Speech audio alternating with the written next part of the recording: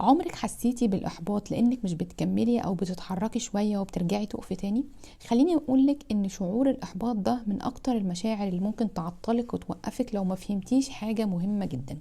لو ما فهمتيش إن الإحباط هو جاي يوصلك رسالة ما بين إن في مساحة أو في فجوة ما بين الحاجة اللي احنا عاوزين نوصل لها والحاجة اللي احنا وصلنا لها حاليا. طيب، والفجوة دي ممكن تكون بسببين.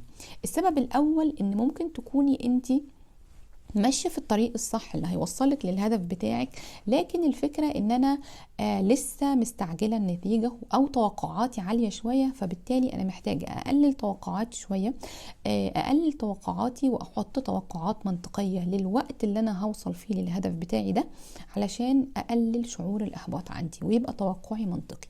تاني حاجة ان انا ممكن اصلا اكون ماشية في طريق غلط، فانا محتاجة اشوف هل الطريق اللي انا ماشية فيه ده هو فعلا طريق صح ولا غلط.